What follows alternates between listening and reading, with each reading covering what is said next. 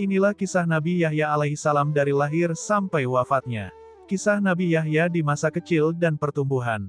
Nama Yahya merupakan nama khusus yang diberikan secara langsung oleh Allah. Dikatakan sebagai nama yang khusus dari Allah karena sebelumnya belum ada satupun nama Yahya. Kabar mengenai kelahiran Nabi Yahya dituangkan di dalam Al-Quran Surat Maryam ayat 7. Ia merupakan keturunan seorang nabi ternama bernama Zakaria. Kisah Nabi Yahya di masa kecil dipenuhi dengan kegiatan belajar dan belajar. Apa yang dilakukan adalah sesuatu yang bermanfaat dan tidak sia-sia. Ia sangat tekun dan gigih di dalam mendalami ilmu agama. Bahkan, karena saking gigihnya, saat teman masa kecilnya mengajak untuk bermain, ia dengan tegas menjawab bahwa diciptakannya manusia di dunia tidaklah untuk bermain-main. Nabi Yahya tumbuh dan berkembang dengan kondisi yang berbeda dengan teman-teman sebayanya. Ketika teman-teman seusianya sibuk menyiksa binatang ketika sedang bermain-main, maka Yahya kecil lebih suka memberikan makanan kepada binatang yang ada di hadapannya.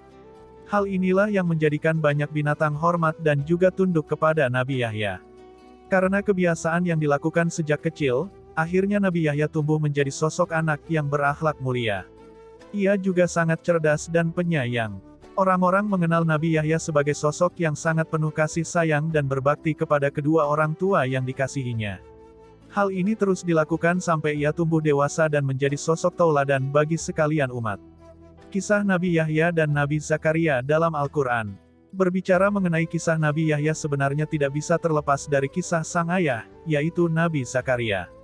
Nabi Zakaria merupakan ayah kandung dari Nabi Yahya yang juga diberi tugas untuk berdakwah di tengah-tengah Bani Israel yang menentangnya. Di suatu ketika, Nabi Zakaria tengah merenung bahwa ia sudah lanjut usia dan merasa khawatir tentang siapa yang akan menjadi penerusnya. Nabi Zakaria adalah seorang nabi yang hingga usia tua belum memiliki anak. Sementara semua saudara dan kerabatnya adalah orang Bani Israel yang amat menentangnya. Mereka memiliki kebiasaan maksiat dan melanggar hukum-hukum Allah.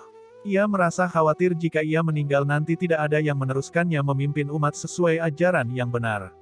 Ia pun merasa amat sedih di usia pernikahannya yang sudah mencapai 90 tahun tidak kunjung diberi keturunan. Meratapi hal itu, ia berdoa kepada Allah dengan doa yang sungguhan. Kemudian ia percaya bahwa tidak akan ada yang mustahil jika Allah sudah berkehendak. Ia pun terus memohon agar diberi keturunan putra yang mampu mewarisinya dan menuntun Bani Israel. Kemudian, Allah memberikan wahyu kepada Nabi Zakaria dan hal ini terdapat di dalam Al-Quran bahwa Allah akan memberikan seorang putra yang soleh. Putra tersebut diberi nama Yahya. Ia juga akan menjadi seorang pemimpin yang gigih dari godaan setan.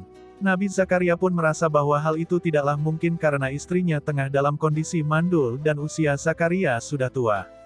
Namun ternyata Allah menunjukkan kekuasaannya dengan memberikan Nabi Yahya sebagai putranya. Dan akhirnya, ia menjadi penerus perjuangan Nabi Zakaria yang senantiasa mendapatkan petunjuk dan lindungan dari Allah Subhanahu wa Ta'ala. Makanan Nabi Yahya dan kedekatannya dengan hewan. Kisah Nabi Yahya sungguh syarat akan makna. Pada suatu ketika, Nabi Yahya sedang menyendiri dan berdoa di suatu gurun. Hal ini ia lakukan karena rasa kecintaannya yang sangat tinggi kepada Allah Subhanahu wa Ta'ala. Ketika berdoa, ia pun tak kuasa untuk membendung air matanya. Hal ini mendorong para binatang untuk berdiam seketika. Padahal, biasanya mereka saling melonglong dan mengaum. Namun, tiba-tiba diam saat mendengar Nabi Yahya. Binatang-binatang yang ada tersebut ternyata mengetahui bahwa Nabi Yahya lah yang tengah memanjatkan doa di gurun. Binatang tersebut berniat untuk menghormati dan memilih untuk menjauh. Tujuannya adalah agar Nabi Yahya tidak terganggu ketika ia sedang bermunajat. Hal ini kemudian dinobatkan sebagai salah satu mukjizat yang dimiliki oleh Nabi Yahya. Untuk jenis makanan yang dimakan oleh Nabi Yahya salah satunya adalah belalang. Kemudian ia meminum air dengan mengambilnya langsung dari sungai. Dari sini, Nabi Yahya menyadari bahwa manusia adalah makhluk ciptaan Allah yang menerima suatu nikmat terbanyak. Ia kemudian merenung bahwa kekayaan yang sejati merupakan kekayaan hati dengan ikhlas menerima pemberian dari Allah. Mengenai makanan Nabi Yahya, pernah ada riwayat disampaikan oleh Abu Idris Al-Khawlani bahwa Nabi Yahya adalah sosok manusia yang makanannya paling baik. Di mana ia kerap makan dedaunan bersama dengan para hewan darat, tidak hanya dengan hewan jinak, namun juga dengan para hewan liar. Itu ia lakukan dalam rangka menjaga rusaknya kehidupan manusia itu sendiri. Kisah Nabi Yahya ketika berdialog dengan iblis. Berikutnya adalah kisah Nabi Yahya saat berdialog dengan iblis terlaknat. Pada suatu ketika, ada salah satu iblis yang datang menghadap Nabi Yahya. Kedatangan iblis tersebut bermaksud untuk memberikan nasihat kepada Nabi Yahya. Akan tetapi, Nabi Yahya enggan menerima nasihat yang diberikan oleh sang iblis karena ia tahu bahwa iblis pasti berdusta. Nabi Yahya mengatakan dalam kisah Nabi Yahya yang diterangkan di Al-Quran bahwa ia tidak mau menerima nasihat dari iblis. Akan tetapi, ia malah meminta kepada iblis untuk memberitahukan soal anak cucu Nabi Adam. Kemudian sang iblis menjelaskan bahwa anak cucu Adam terbagi menjadi 3 golongan besar. Pertama adalah golongan yang paling keras di dalam menentang iblis. Adapun karakteristik dari golongan yang keras tersebut adalah tidak akan mampu tergoda oleh sang iblis. Oleh karenanya, kelompok iblis tidak akan mendapatkan apa-apa. Adapun golongan dari anak cucu Adam yang kedua adalah golongan yang dikuasai oleh iblis. Golongan ini sangat mudah untuk dipengaruhi kapan saja mereka berada. Sehingga, iblis akan merasa senang dengan mereka yang tunduk. Selain itu, ada lagi golongan yang ketiga. Iblis mengatakan bahwa golongan yang ketiga ini adalah seperti Nabi Adam, di mana Allah melindunginya sehingga iblis pun tidak akan pernah berhasil menembus mereka. Mendengar hal tersebut, Nabi Yahya bertanya kepada iblis apakah dia mampu menggodanya. Mendengar pertanyaan tersebut, sang iblis menjawab ia tidak akan bisa menggoda Nabi Yahya. Kecuali saat Nabi Yahya makan terlalu banyak dan kekenyangan yang membuat ia tertidur sangat pulas. Karena dengan demikian, Nabi Yahya tidak akan bisa beribadah dan sholat malam sebagaimana yang biasa ia lakukan dalam kesehariannya. Iblis merasa bahwa ia tidak bisa menggoda Nabi Yahya pada saat itu. Kemudian sang iblis pun pergi dan berharap di kesempatan yang lain bisa berhasil menggodanya. Dan pada hari yang lain, iblis kembali mendatangi Nabi Yahya dengan keinginan menggodanya. Ia datang sembari memperlihatkan barang-barang di dalam gantungan. Nabi Yahya heran dan bertanya barang apa yang tengah digantung oleh iblis. Kemudian iblis menjawab bahwa itu adalah syahwat anak Adam. Kemudian Nabi Yahya menimpal apakah ia juga memiliki syahwat seperti itu.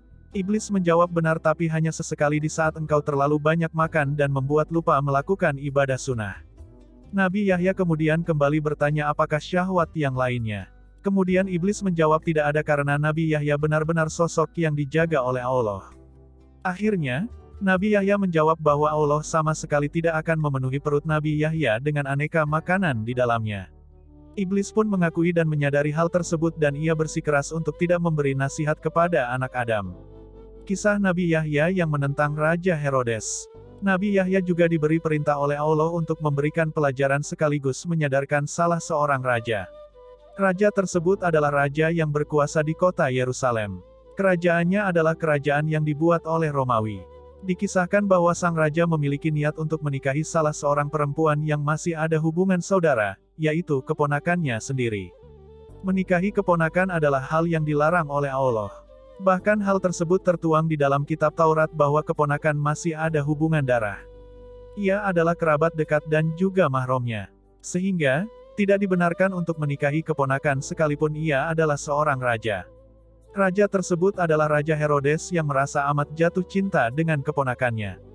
Ia merasa tertarik dengan kecantikan keponakannya yang bernama Herodia tersebut. Padahal sebenarnya, sang raja sudah sangat tahu bahwa menikah dengan keponakan sendiri merupakan hal yang dilarang di dalam ajaran Taurat. Namun ternyata, keponakannya tersebut bersedia dipinang oleh sang raja. Dalam kisah Nabi Yahya, niatan Raja Herodes untuk menikahi keponakannya tersebut sebenarnya sudah diperingatkan oleh penafsir yang ada di dalam kerajaan tersebut. Namun keduanya tetap bersikeras untuk tetap melangsungkan pernikahan. Sehingga Nabi Yahya yang memberikan nasihat dan teguran juga sama sekali tidak dihiraukan oleh sang raja. Suatu hari, Nabi Yahya datang ke istana untuk mengingatkan sang raja. Namun ternyata ia membuat Herodia bersedih bahkan sampai menangis. Hal ini membuat sang raja marah besar. Akhirnya ia memberikan perintah kepada pasukan untuk menangkap dan membunuh Nabi Yahya. Saat ditangkap, Nabi Yahya sama sekali tidak melakukan suatu perlawanan karena sudah dilindungi oleh Allah. Nabi Yahya kemudian dibawa oleh para pengawal untuk mendapatkan hukuman mati. Melihat hal itu, Herodia memohon kepada raja agar membawa kepala Nabi Yahya seusai dipenggal. Akan tetapi, Setelah peristiwa tersebut, azab yang sangat pedih diturunkan oleh Allah kepada raja dan keluarganya.